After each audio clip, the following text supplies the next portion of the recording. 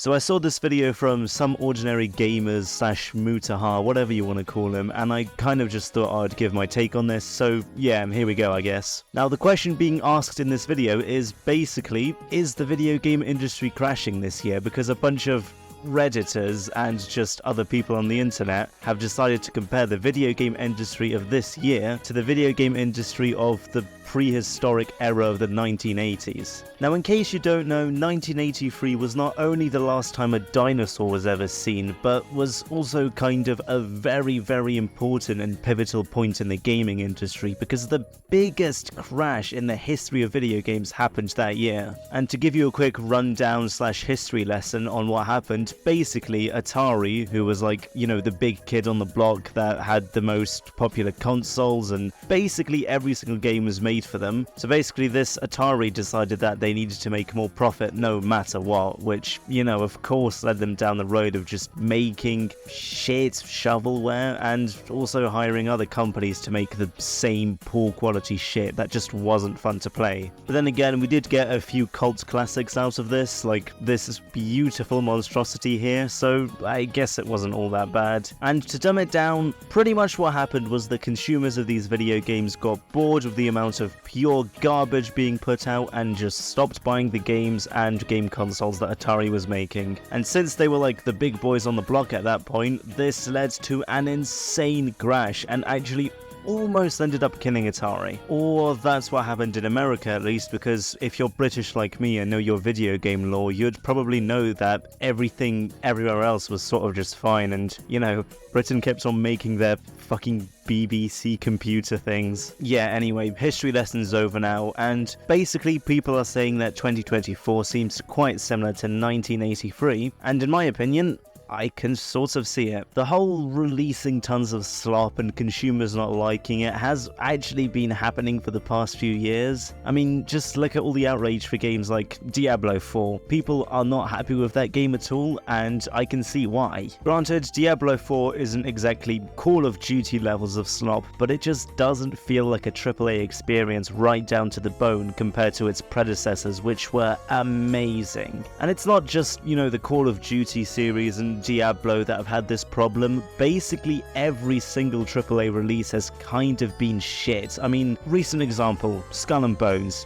Probably 5 people in the entire world think that is an actually good game. See, the thing is, the general perception of AAA has kind of changed. A few years ago it meant, wow, this is an insane immersive experience that I'm going to love, and now it's kind of more like, this is going to be really shit and I shouldn't get hyped up for this. But even with this recent change, the thing is, sales haven't actually slumped from what I can tell, which probably means that in the foreseeable future, the industry is just not going to crash. Video games are still mostly doing fine, and that's partially because of, you know, all the indie games. Now, I'm not trying to say that this means nothing is going to crash, because in my opinion, I do think that a certain part of the gaming industry might crash. Probably not this year, but potentially at some point soon. And I mean, realistically, you kind of understand and have guessed by now what portion that is. It's the AAA portion, you know, wow, who would have thought? And also, since a few weeks ago, I guess also the quadruple A portion, because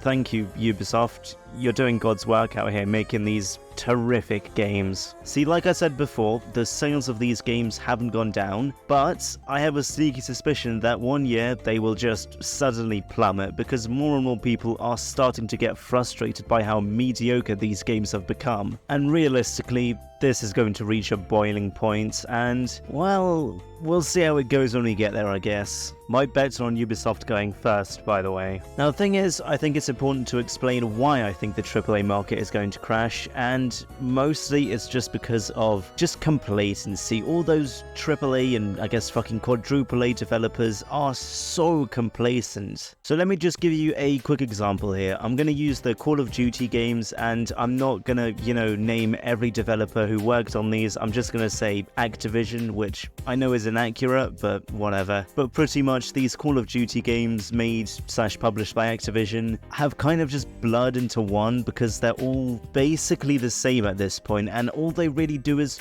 change the story around a little, and that's kind of it. Honestly, it's really hard to ignore just how bad and lazy these games have gotten, and I know I'm not the only one who thinks this, because basically every single review of these games that isn't IGN's typically ends up just shitting on them, and it's certainly because of just how sterile the entire series has become. Quick editor's note here, turns out Activision forgot to pay IGN this year, so all of a sudden they don't like the Call of Duty games anymore. Also, I hate saying this, but if you're enjoying this video, don't forget to subscribe. Anyway, back to the video. And the thing is, I have a sneaky suspicion that although a lot of people still buy these games, they're slowly getting more and more disinterested. And I think this because, clearly these games are making less profit, even if, Activision doesn't publish this stuff.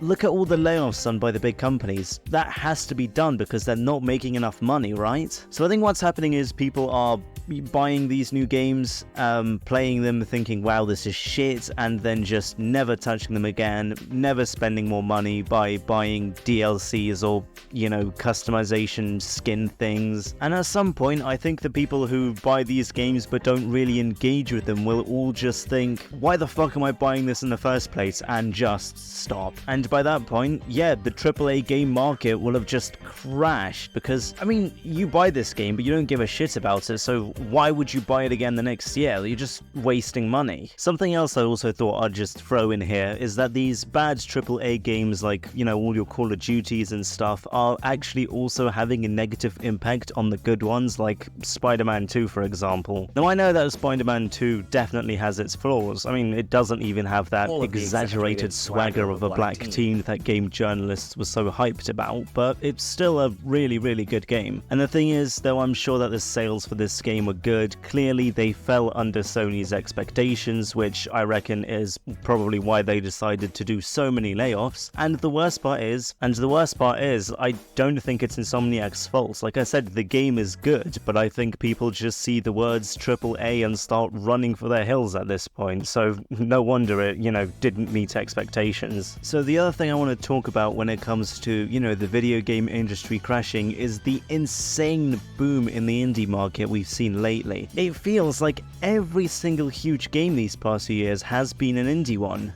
We've got Helldivers right now, Palworld, Valheim a few years ago, Inscription a few years ago, and the list just goes on and on and on. And the thing is, although the budgets of these games are way lower than the ones the AAA studios make, it's very clear that this budget has been used in some of the best ways possible, and you can also just see that there is an immense passion from the creators for these games. So, if other companies like Activision just constantly pump out shit and make boring games, yes, they will die as a company, but all the indie ones will keep the rest of the industry held up because they're cheaper, they're more fun, they're just better value for money than the latest FIFA or Call of Duty, and, well, anyone can make one. There's never going to be a shortage of these indie games, and as long as there's people who want to play games, which, there will be, these indie games will keep them, supplied, even if the big studios just cease to exist. So basically, to sum up everything I just blabbered on about, no, the entire video game market is not crashing this year, and realistically,